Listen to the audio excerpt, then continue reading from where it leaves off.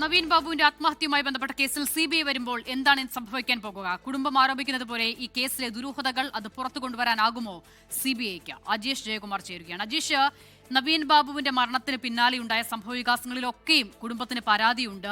ആദ്യം എത്തിച്ച ആശുപത്രിയിൽ ഇൻക്വസ്റ്റ് നടപടികൾ പൂർത്തിയാക്കിയതിലെ വേഗതയിൽ ഒക്കെ കുടുംബത്തിന് സംശയമുണ്ട്. അത് ചില ഗൂഢാലോചനയുടെ ഭാഗമായിരുന്നു എന്നുള്ള ആരോപണങ്ങളുണ്ട്. സ്വാഭാവികമായും ഇതൊക്കെയായിരിക്കും സിബിഐയുടെ മുന്നിലേക്ക് ആദ്യ പരിഗണനയായി വരികയും ചെയ്യുക. പക്ഷെ നമുക്കറിയാവുന്നതുപോലെ തന്നെ കോടതികൾ തള്ളിയിരുന്നു മുൻപ് സിബിഐ അന്വേഷണം. സർക്കാരിന്റെ ശുപാർശയിൽ സിബിഐ വരികയാണെങ്കിൽ എവിടെ മുതലായിരിക്കും സിബിഐക്ക് ഈ അന്വേഷണം തുടങ്ങാനാകുക? എന്തൊക്കെയായിരിക്കും പ്രധാനമായി ഉണ്ടാകുന്ന വെല്ലുവിളികൾ? അസിത, എന്തായാലും ഈ സിബിഐ അന്വേഷണത്തിന് സർക്കാർ എന്തായാലും ഇപ്പോൾ ഒരുങ്ങുകയാണ്. എന്തായാലും ഇതിൽ ഏറ്റവും പ്രധാനപ്പെട്ട കാര്യം ഈ കുടുംബത്തിന്റെ ചില സംശയങ്ങളാണ്, ആരോപണങ്ങളാണ്. അവർ അവസാനം ഏറ്റവും ഒടുവിലായി തലശ്ശേരി കോടതിയിൽ പോലും പറഞ്ഞിരുന്നത് 13 അവർക്ക് കാര്യങ്ങളിൽ അവർക്ക് അതൃപ്തിയുണ്ട്. അതിൽ 13 കാര്യങ്ങളും വീണ്ടും അതിൽ തുടരന്വേഷണം ആവശ്യമാണെന്നാണ് കോടതിയിൽ പോലും പറഞ്ഞത്. അതിൽ ചില കാര്യങ്ങൾ ഇങ്ങനെയാണ്. അതായത് ഈ കേസ് അന്വേഷിച്ച അന്വേഷണ ഉദ്യോഗസ്ഥൻ അദ്ദേഹത്തിന് CPM ബന്ധമുണ്ടെന്നും അദ്ദേഹം ചിലരെ സംരക്ഷിച്ചു എന്നും കുടുംബത്തിന് ആരോപണമുണ്ടായിരുന്നു.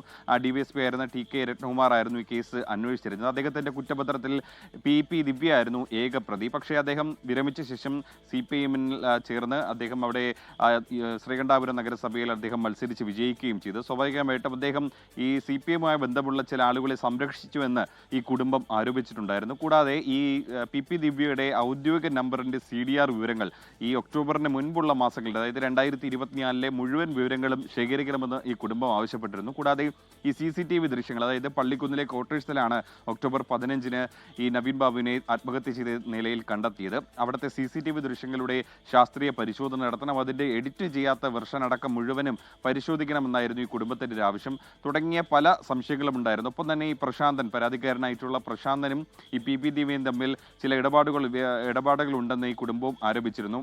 പ്രതിപക്ഷ പാർട്ടികളും ഇന്ന് ആരോപണം ഉന്നയിച്ചിരുന്നു. ഇതടക്കമുള്ള കാര്യങ്ങൾ അന്വേഷിക്കണമെന്നായിരുന്നു അന്ന് ഈ കുടുംബം പ്രധാനമായും ഉന്നയിച്ചിരുന്നത്.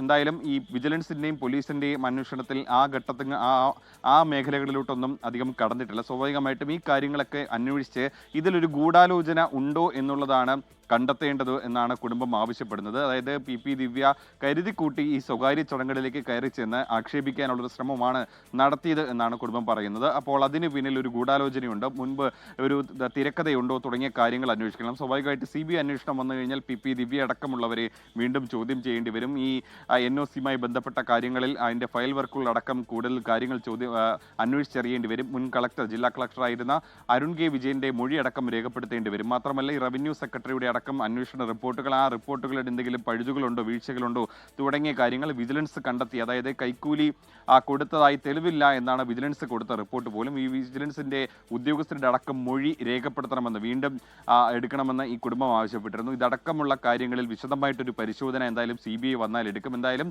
നിലവിൽ ഒരൊറ്റ പ്രതി മാത്രമാണ് ഈ കേസിലുള്ളത്. എന്തായാലും തലശ്ശേരി കോടതിയിൽ ഇപ്പോൾ കേസ് ഇപ്പോൾ നടക്കുകയാണ്.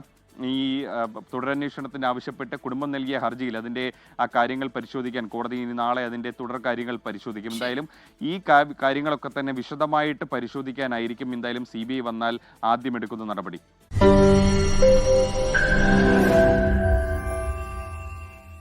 ലോകത്തെവിടെയായാലും ഏത് സമയത്തും 24 വാർത്തകളും ഓഗ്മെന്റഡ് റിയാലിറ്റി പാക്കേജുകളും എക്സ്പ്ലെയിനറുകളും വിശദമായി കാണാൻ ഞങ്ങളുടെ YouTube ചാനൽ നിങ്ങൾക്ക് സബ്സ്ക്രൈബ് ചെയ്യാം.